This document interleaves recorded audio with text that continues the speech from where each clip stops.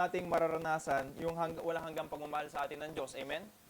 Ano? Kaya ang title po natin is Living in God's Love. Sabi nga po sa katabi mo, Living in God's Love. Yan. So, yung binasa po natin text kanina, yung sa 1 Corinthians chapter 13, alam po natin, ang bawat isa po sa atin, meron po tayong tinatawag na, sino pong familiar po dito na sinasabi niya, I know God loves me. No? Alam po natin yung katagang word, yung lagi natin sinasabi, I know God loves me. Alam ko, mahal ako ng Diyos. And which is true po yun, totoo po yun. Amen? Pero hindi po natatapos ang Diyos sa pagmamahal po natin. At sa buhay po natin mga kapatid, meron po tayong tinatawag na different kinds of love language. Meron po tayong tinatawag na mga lingwahe ng ating pagmamahal. Unang-una po yung ating, number 1, sabihin nyo nga po, words of affirmation. No? Yung iba, hindi kailangan ng mahal na regalo, yung isang sasabihin mo lang sa minamahal mo, sa isang tao, ang ganda mo today.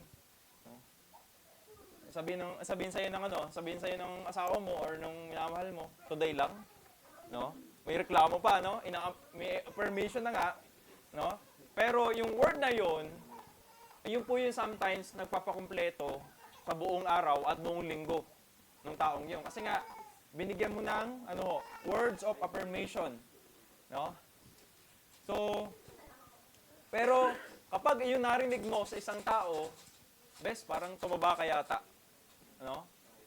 Ano nangyari? Nung narinig niya yung yung word na tumaba, nag-fasting agad. No?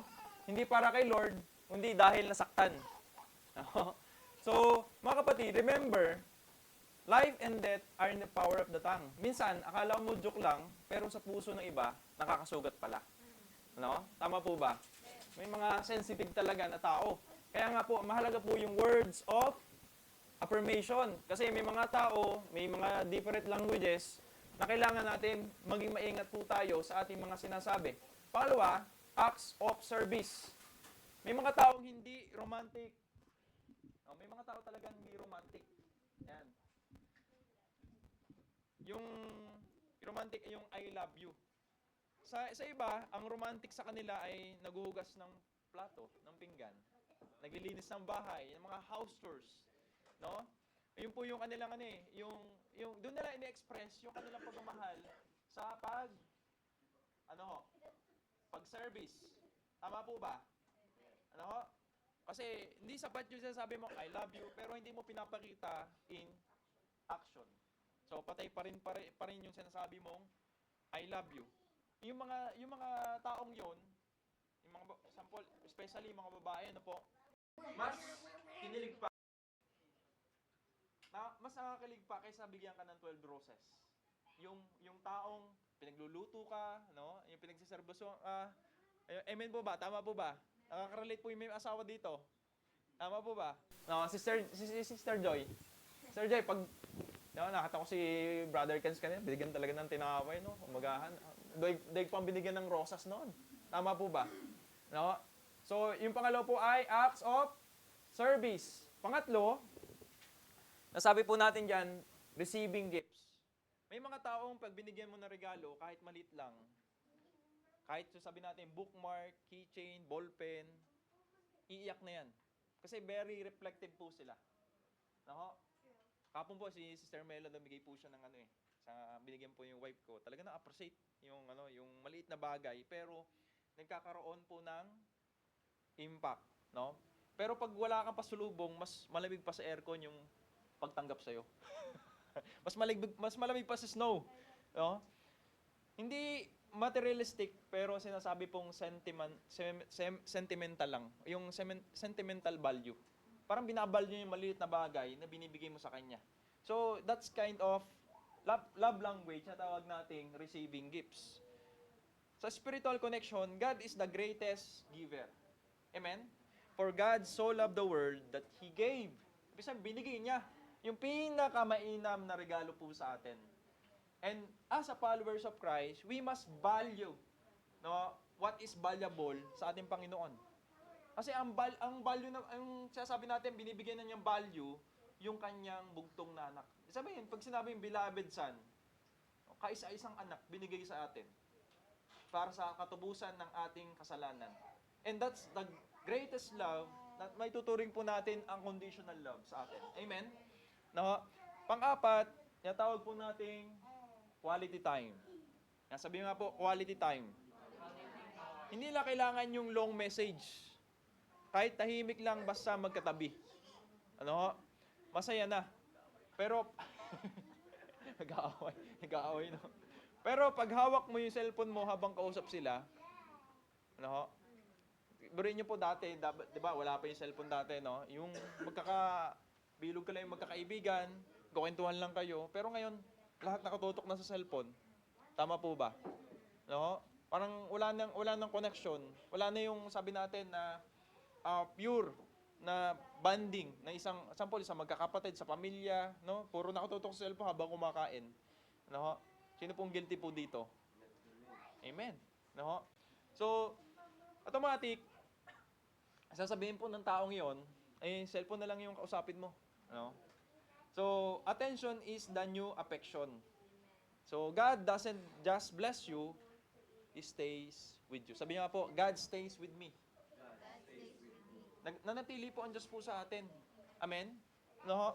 So, pag po tayo po ay nagkakaroon ng personal devotion sa ating Panginoon, sometimes, pag nagde-devotion ka sa cellphone, minsan may nag-pop up, di ba? May notification. Kaya mas maganda, i-set aside mo na yung cellphone, yung Bible, and your devotional notebook, no? At yung iyong panalangin. Yung pinaka-mas intimate natin gagawin. Amen? No? Panglima, physical touch. Yan. Physical touch. Touch nyo nga yung katabi nyo. Tapikin nyo nga. No? Pag walang katabi, tapikin nyo sarili. No? Yung iba, hindi kompleto yung prayer meeting pag walang akbay. No? Hindi, yung Sunday, walang tumapik sa akin. Kasi mga kapatid, may tatawag tayong physical touch. Meron tayong, sabi natin, connection, no, sa bawat isa. Yung simpleng tap lang sa balikat, na parang pagod ka na, parang gigip up ka na sa buhay, pero tinapik ka ng kayong kapatid mo, kapatid, kaya mo yan. No? Parang lumalakas ka. And that's, sabi natin, physical touch. No? So, pero reminder lang mga kapatid, check mo muna yung asawa mo bago ka mag-touch na isang tao. Baka mamaya, misinterpret niya, magselos, no? Baka mapalayas ka sa church. No? So, spiritual thought. Jesus was never distant. He touched the lepers, the broken, and also the rejected. Amen. Lagi po natin tandaan, si Jesus Christ, hinawakan niya yung mga taong lost, yung mga rejected, sabi natin, abandoned, yung mga sabi natin, kinakaayawan ng mga Pharisees, kinakaayawan ng mga spiritual leaders, yung mga Samaritan, woman, tinouch po ng Panginoon. Dahil, gusto po ng Diyos, mapil natin yung love niya. Amen? And all these things, na yung different kinds of love, meron tayong different, sasabi natin, mga personal language pagdating sa pagmamahal, yun po ay lahat ibinigay po sa atin ng Diyos. Amen? No? Different tayo ng mga love language, pero isa po yung source ng pagmamahal, pag-ibig ng Diyos, and that is God. Amen? Kapag ang puso natin puno ng love ni God, marunong tayo magmahal kahit hindi pare-parehong language meron po tayo. Kasi naintindihan po natin yung ginawa ni Jesus Christ sa krus ng Calvary. Hindi po mababayaran ng kung anumang love language po yon. Imagine mo kung si Lord ay may love language. Actually meron po si God na love language. Ano po yon? He keeps pursuing you. Amen? Hindi kanya titigilan hanggat hindi ka bumabalik sa pagmamahal ng ating Diyos. Amen? No? Kahit sometimes, ang gusto ng Panginoon, kausapin mo siya. No? Yung prayer time mo, minsan napapabayaan mo, ang tatawag natin, literally, sasabi natin, sin zone. Ay, sin lang ako. No? Sin lang ako ni kapatid na ganito, yung aking anak na ito. Pero ang Panginoon, sa tuwing po tayo ay nasisinsun natin siya, He keep pursuing us. Amen? Kahit hindi mo siya pinapansin minsan, kahit mas busy ka sa blessings kaysa sa nagbigay o yung blessor, still mahal po tayo ng Diyos. And that's called grace sa buhay po natin. Ano? You may misunderstand people's love language, but never misunderstand God's love because it is consistent, sacrificial, and unconditional. And that's the greatest love na binigay po sa atin ng Panginoon. No? Consistent, sacrificial, and unconditional. Ito po yung ginawa po ng Diyos sa atin, mga kapatid. Maraming nagsasabi, alam ko, mahal ako ng Diyos. No? We sing about God's love. Maawi tayo, mga kapatid, sa pagmamahal po ng Diyos. Inaawitan po natin ng Diyos. We talk about God's love. Sinishare po natin yung pagmamahal ng Diyos. We even expect God's love. Pero ito po yung tanong na dapat nating harapin ngayon. Ito po yung question. Nakikita ba ang pag-ibig ng Diyos sa paraang ng ating pamumuhay? No? Nakita ba ng Diyos? Tingin mo yung katabi mo. Nakita mo ba yung pagmamahal ng Diyos sa buhay niya?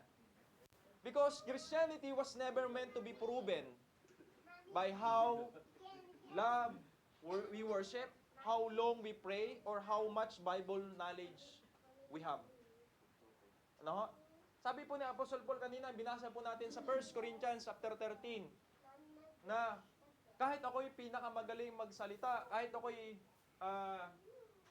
sabi natin, even yung pananampalataya can move mountain, na magsalita man ako iba't ibang wika, mag-preach man ako pinakamagaling mag-preach, pero kung wala akong pag-ibig, walang halaga pagdating po sa Panginoon. Amen? Kung magpalayas man ako ng demonyo, kahit sabihin ko ako ang pinakamagaling manalangin, pero pag wala kang pagmamahal, hindi mo pa rin nagaganap yung the greatest commandment ng Diyos, that love God and love your, amen? Love your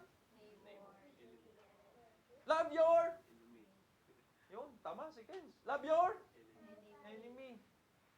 Amen? Wala kang pipiliing mahalin kasi si Lord, hindi niya pinili tayong reject, kundi mahalin po tayo. For God so loved the world. Amen? No? Yes, naniwala po tayo sa election. Naniwala po tayo doon. Pero sa pagdating po sa adoption, pag sinasabi pong adoption, meron po tatawag tayong yung reform theology. Na sinasabi nila ay, sa ang unida po kasi ay sabi natin reform po tayo, pero hindi po tayo yung paniniwala po natin pagdating po sa reform is yung hyper-reform. Pag sinabing hyper-reform, hindi mo na kailangan mag-share ng gospel kasi kilala ng Diyos kung sino nililigtas. So, hindi mo na kailangan maghumayo kasi alam ng Diyos kung sino nililigtas. Pero pagdating po sa adoption, parang sabi nila, pinili lang Diyos yung kanyang liligtas. Pero sa akin, no, sa bilang inyong pastor, pananaw po natin sa pagdating po sa adoption. Sabi natin, iniredeem ng Diyos yung adoption. Si Jesus Christ nagpunta po sa orphanage. Tapos nakita niya lahat fatherless. Wala pong tatay. Ang ginawa niya, inapo niya yung pagiging tatay sa mga anak na walang tatay. Kasi sabi po ni King Solomon, be father to the fatherless. Amen? Bakit sinabi ni King Solomon yun? Kung si God, pipili lang siya magiging anak niya. Amen? No? Kaya po nakita natin dito, yung the power of adoption, God given us an authority to become His children. Amen? Amen po ba? So, sabi po dyan, living in God's love means making love our lifestyle, not just our language. Kasi kung lagi po tayo nagde-depend sa love language po natin, hindi natin na-appreciate yung love ng isang tao. Amen? Ito yung love language ko eh. Ay, hindi ako binigyan ng ganito. Ay, hindi man lang ako tinouch. Hindi man lang ako binigyan ng gift. Hindi man lang ako binigyan to. Ang mangyari po, tendency yan mangyari.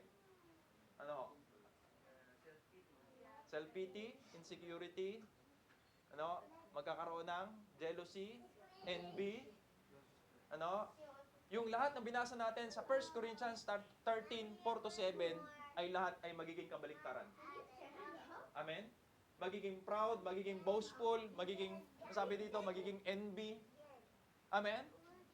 Pero kung di mo titingnan yung mga love language mo, at titingnan mo yung ginawa ni God sa buhay mo, and which is the source ng pagmamahal po ng Diyos, at magiging source mo ng pagmamahal sa ibang tao, hindi ka maubusan magmahal. Hindi ka mapapagod magmahal sa ibang tao kung ang source ng pagmamahal mo ay galing sa ating Panginoon. Amen? Sabi mo sa katabi mo, I love you with the love of the Lord. Amen? No, isa pa, parang hindi yata totoo ah. Isa pa. Oh, I love you. The love of the Lord. Amen. No, yung baka mamaya plastic yung ano mo ha. No, hindi totoo. Oh. So number 1 na point.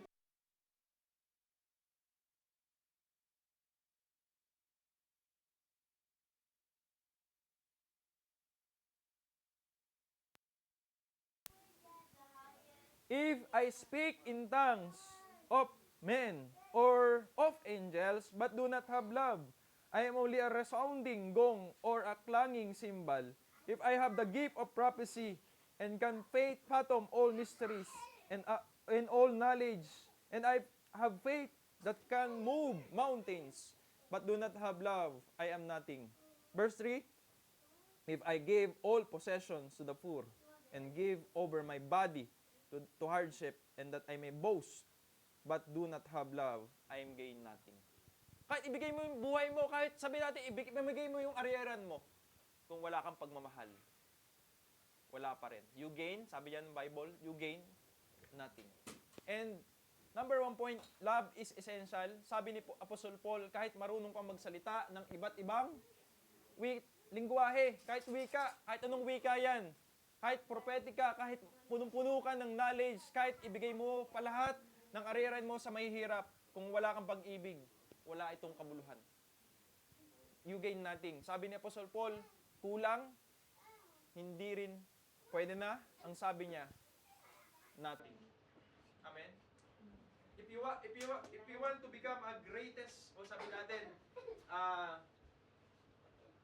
powerful Christian o power of Jesus Christ, dapat makita po sa atin love.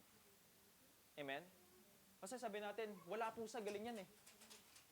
No, kahit sabi natin, ikaw yung pinakamagaling worship leader, pero yung ugali po natin, hindi po tayo nagmamahal. You gain nothing. Nothing sa paningin po ng Diyos yan. Amen? No? So, the beautiful but empty gift. Meron po isang imagine, may nabigay po sa ating regalo. Sabi natin, maganda po yung balot. Elegant po yung ribbon. So, pag may nagbigay po sa atin yun, siyempre ang tendency po niyan, excited mo siyang buksan. Ang ganda ng balot. Pero yung binaksan mo, ang laman, isa prank, walang laman. No? Ganun ang buhay na walang pag-ibig. Maganda po in outside, pero in inside, walang laman. No? Mukhang spiritual, mukhang impressive, mukhang mabunga, pero empty sa paningin po ng Diyos. Mga kapatid, alam niyo po, ang lamang ng isang taong o isang follower ni Jesus Christ sa mga taong sabi natin powerful pagdating sa paglilingkod sa Diyos. Pero ikaw pala ang pinaka-powerful magmahal. Ikaw ang pinakalamang. You are the greatest. Because namumuhay ka sa kingdom ng Panginoon. Sa puso po natin. Kasi kung ikaw, bakit ka nagkakaroon ng insecurity? Because, mas magaling siya sa akin mag-preach. Mas magaling siya sa akin kumanta. Magaling siya. Mas gwapo sa akin. Mas gwapo yata sa akin nagkakaroon ka ng mga insecurity. No, kapatid. Lagi mo tatandaan, mas ipakita mo ang love because love is the greatest. Amen? Amen. Hindi po basahan na ikaw ay magaling sa ministeryo. Ang basahan po ng Diyos kung nagmamahal ka po sa tao. Amen? No? So, because God is not only looking at what you do. Tinitingnan niya kung bakit mo ito ginagawa. Yung ministeryo yung pinagkaloob sa atin, mga kapatid, kung wala po itong pagmamahal, you gain nothing. Amen? Kung ikaw ay napipilitan lang because of your responsibility, kung ikaw ay napipilitan lang because of your position, kung ikaw lang napipilitan because sinabi lang ng pastor, you will gain nothing. Hindi ito pleasing sa Panginoon. Amen? Pero kung ikaw ay nagkukusa, nagmamahal sa ating Diyos, ito'y nagpapatunay, ito'y reflection lamang na ginagawa mo lahat ng bagay pagdating sa Panginoon because you love God and you love your fellow believers. Automatically, kapag ang tunay na may relationship sa Diyos, automatically, ang reflection po niyan ay pagmamahal. Amen? No?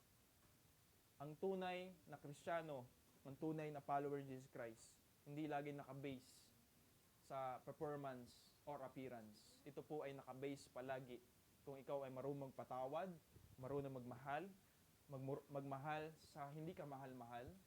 Amen? No? Ang sabi po dyan, kung wala kang pag-ibig, wala itong kabuluhan. Great, sabi nyo nga po, basahin nyo nga po, great works without great love are greatly empty. Your ministry, many impress people, but your love pleases God. Amen? Amen po ba? No, kasi kung hindi mo gagawin yung ministeryo yung pinagkaloob sa iyo ng Diyos na walang pagmamahal. No? Sabi ng sabi po diyan, greatly empty. Empty 'yun. Kaya pala kapatid, kahit ginagawa mo yung ministeryo mo, pero empty ka, ibig sabihin, hindi mo nagagampanan yung pagmamahal na inuutos sa atin ng Panginoon. Pero kung ikaw ay excited pumunta sa church, you are excited na maglingkod sa ating Panginoon kahit wala nakakita po sa atin because you love God, hindi ka mapapagod. Amen? Amen po ba? Sino po dito pinapalakas po ng Diyos? Amen? Pinapalakas po tayo ng Diyos dahil, nire-remind po tayo ng Diyos dahil siya unang nagmahal po sa atin. No? Kasi mga kapatid, hindi sapat na busy ka sa church. Pwede kang may posisyon pero kulang ka sa compassion. Pwede kang gifted pero madaling magalit. Pwede kang Bible reader pero hirap magpatawad. Amen? No? Because living in God's love is not optional. It is foundational. Ito po yung pinaka-foundation ng bilang Kristiyano, bilang lingkod ng Diyos. Walang iba yung pagmamahal po. Pangalawang point, love is demonstrated. Ang sabi po sa verse 4, 7, basahin po natin sa ating mga Bible.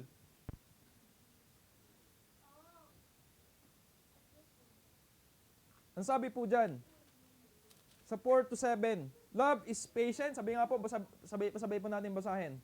Love is patient. Love is kind. It does not envy.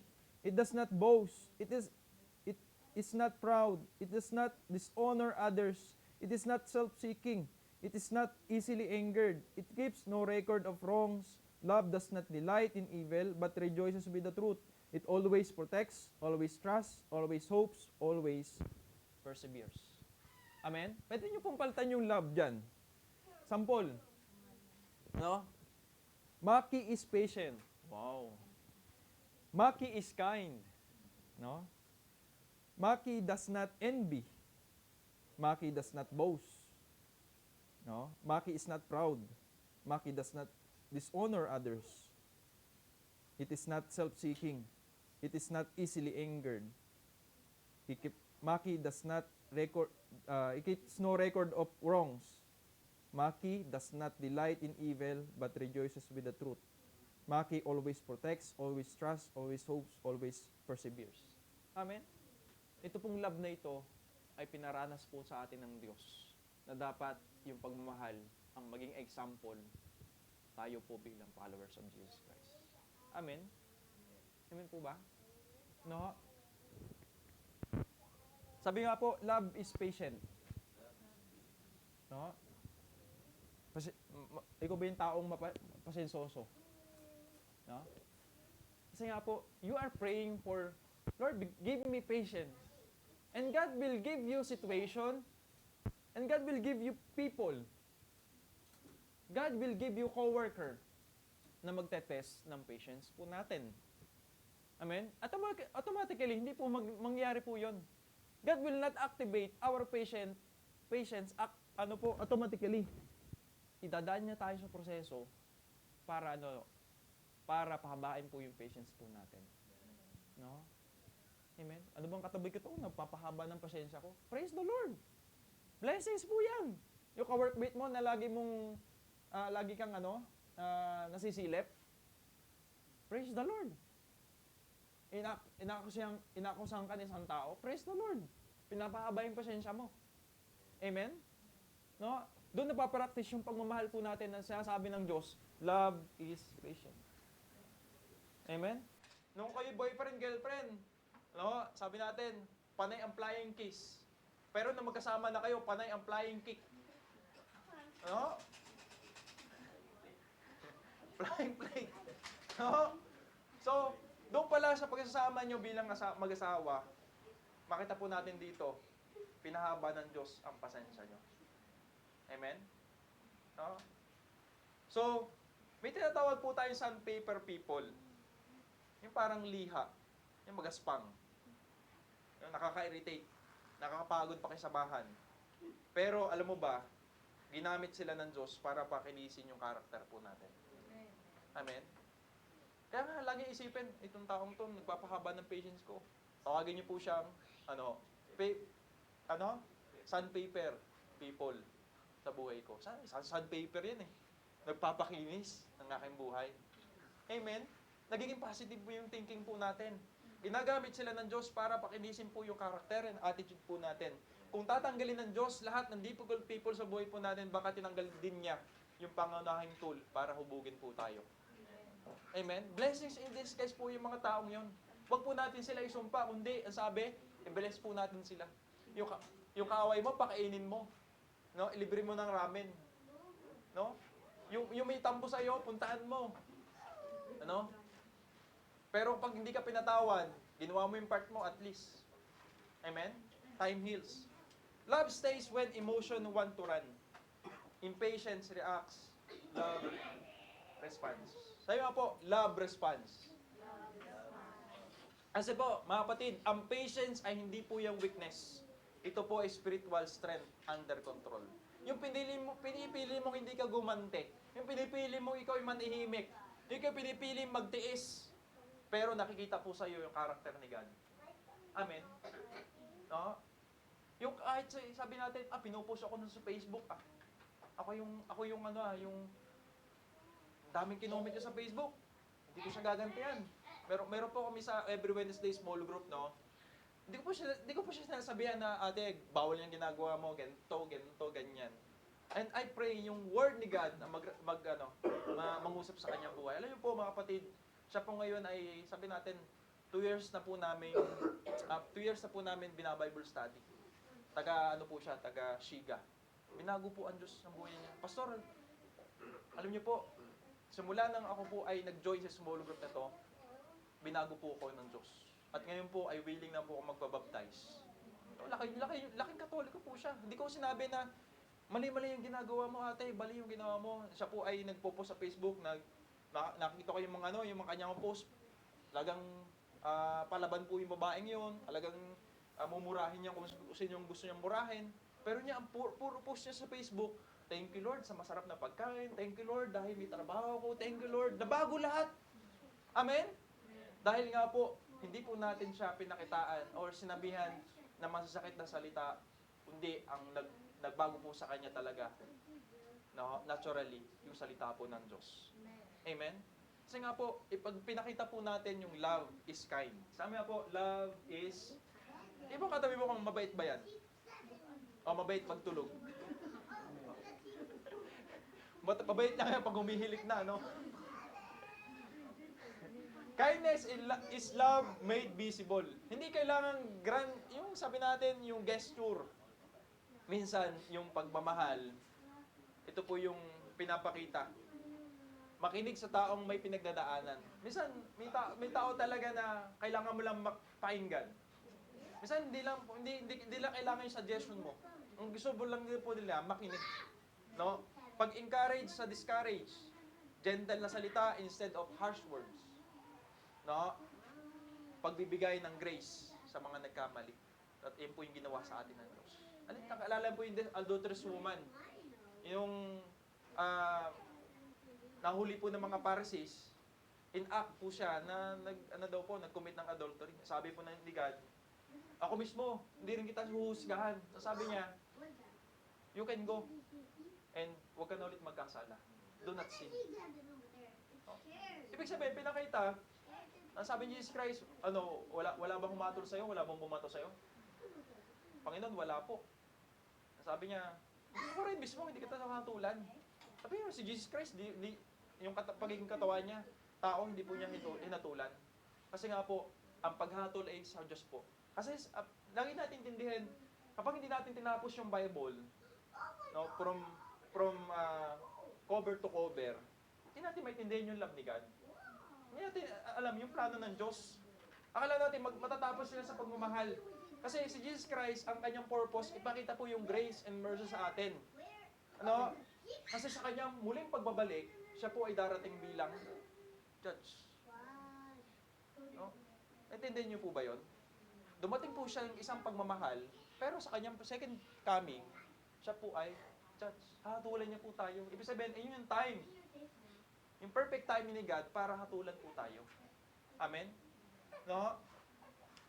So, never underestimate yung kindness ni God.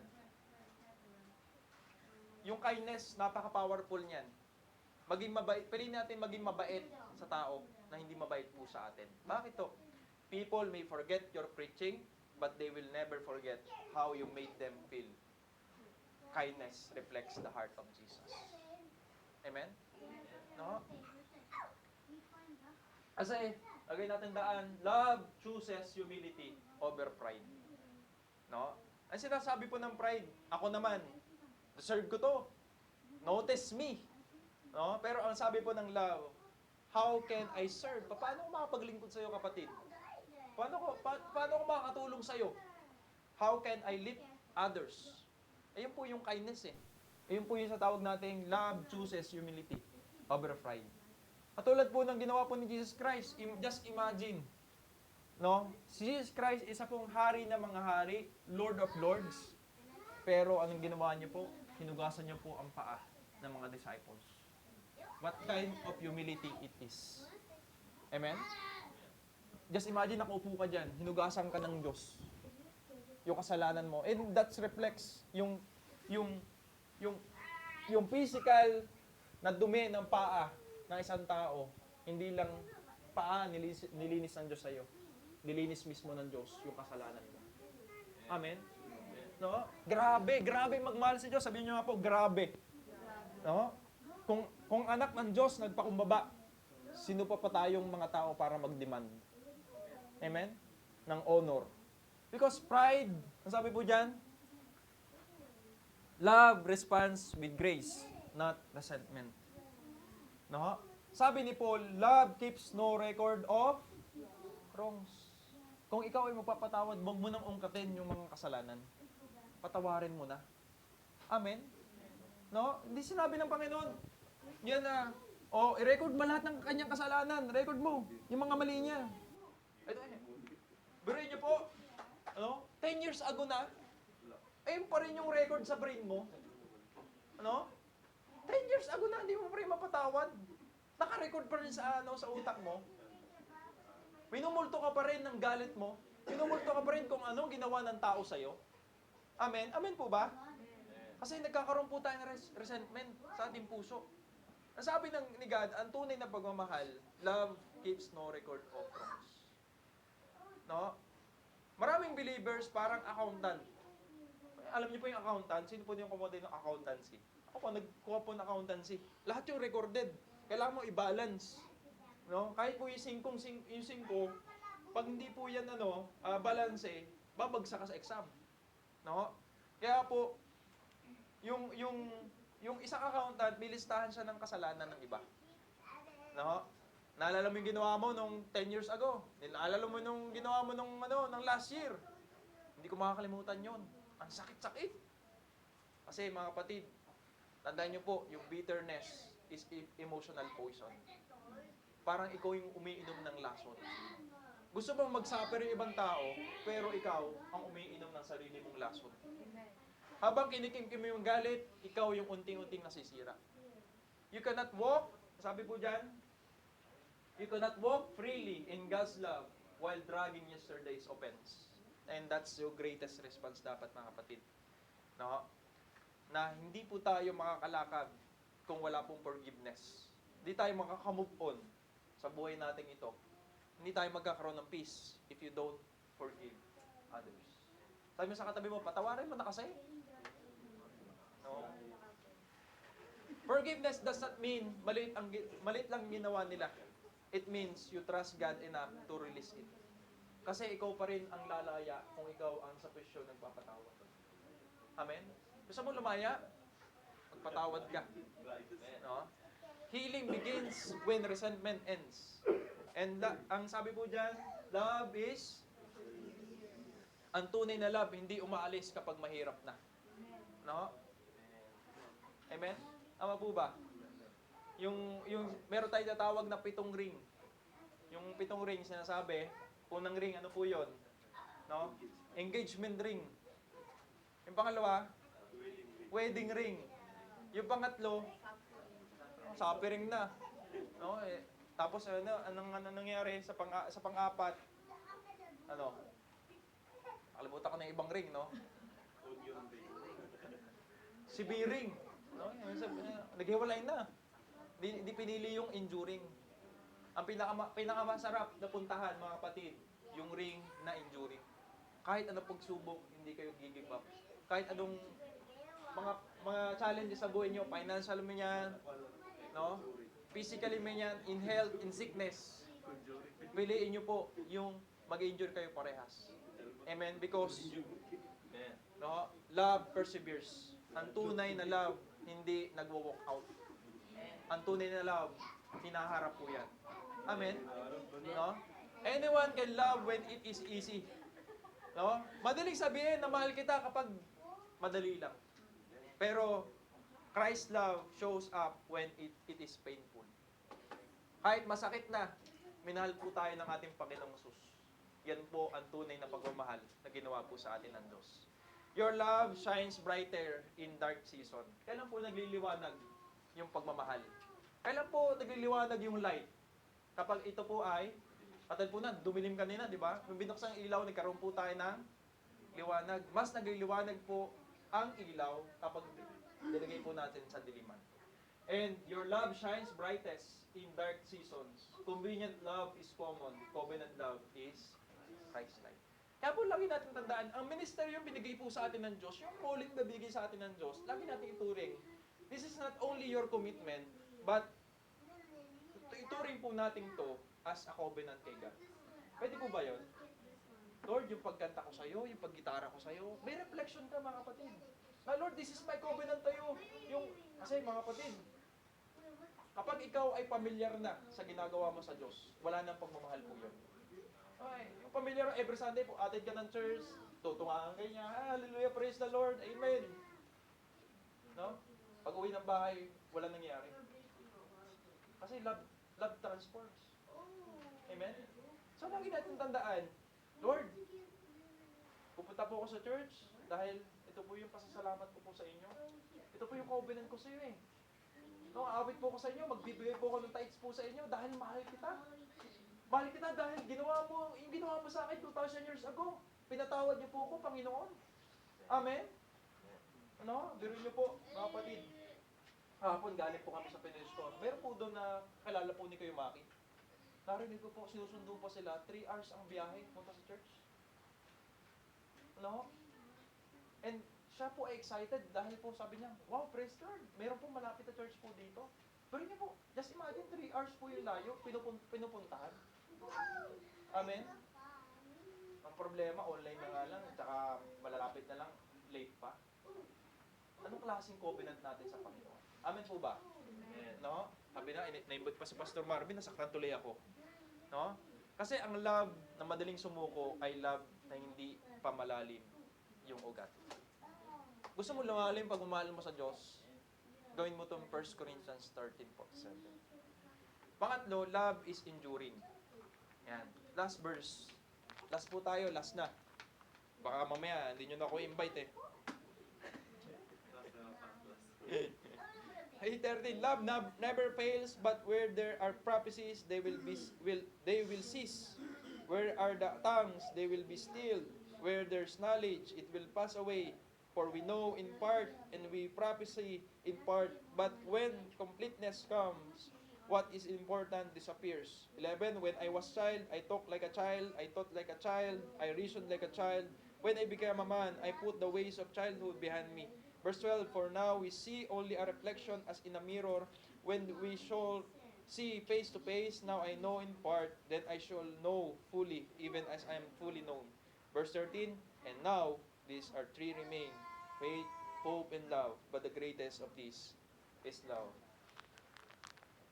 Si Apostle Paul, nag-shift po siya sa perspective.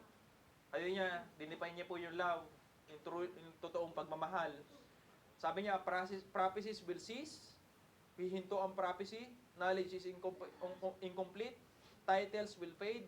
Yung mga position po natin dito ay mawawala. But love never fails. Bakit? Because love is the language of heaven. Hindi po natural sa tao ang pagmamahal. Amen? Habang nagmamature po tayo spiritually, mas mabilis tayong magpatawad. The more we grow deeper in God, the more naintindihan po natin yung ministeryo, yung calling na binigay po sa atin ng Diyos. Mas konti tayo mag-judge, mas generous tayo sa grace. Kasi hindi po tayo perfecto. Amen? Immature believers demands love, mature believers give love. Kasi nga po, ang tunay na experience, sabi niya, na-experience ba nila ang love ng Diyos dahil sa'yo? Ayun po yung tanong. Tanong mo yung katabi mo. Experience ba nila yung love ng Diyos dahil sa'yo? Tanong mo yung sarili mo, Lord, ako ba yung nagiging pintuan ng pagmamahal? And, sabi niya po, living in God's love shapes who we are and reveals whose we are. Tayo po yung tayo sa oras po na ito.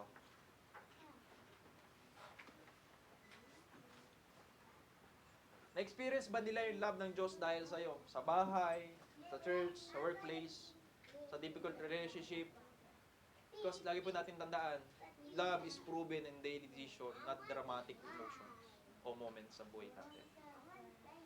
Amen? So, tayo po yung manalangin sa oras po na ito. Panginoon Diyos, maraming salamat po sa pagkakataong ito. Naintindihan po namin yung true love. At Lord, hayaan niyo po mag-reflect yung pagmamahal niyo po sa amin, O Diyos. Kung kulang po kami ng pagmamahal, nakabase po sa Bible. Lord, palagi na lang po kasi, lagi nakabase po sa emotion po namin eh.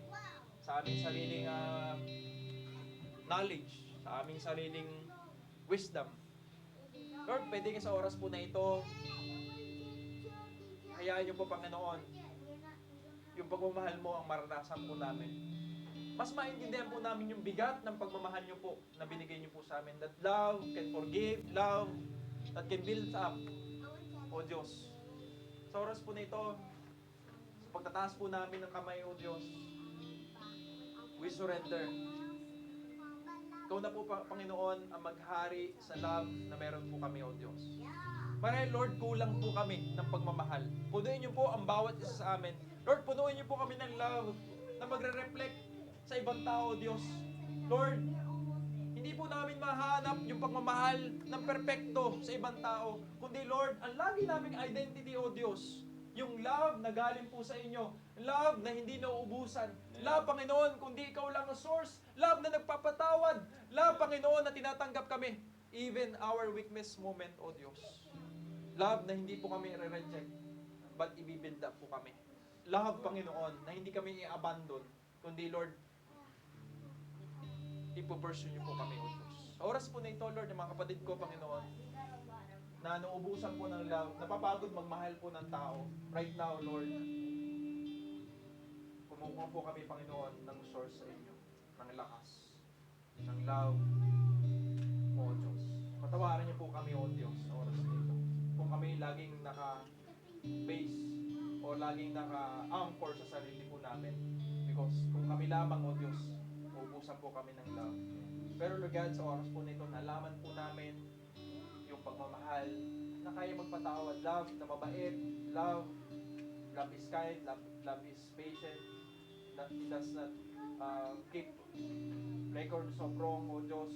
Lord, kung may mga tao po kami hindi pa napapatawad sa oras na ito, Lord, ayaw po namin mag-suffer, ayaw po namin yung poison sa puso po namin, ayaw po namin ng bitterness right now, in the name of Jesus. Tulungan niyo po kami patawad ang aming mga kaaway. In the name of Jesus, Lord, hayaan niyo po, Panginoon, kumilos ang banal na Espiritu, the fruit of the Holy Spirit, ang unang-una is love, O God.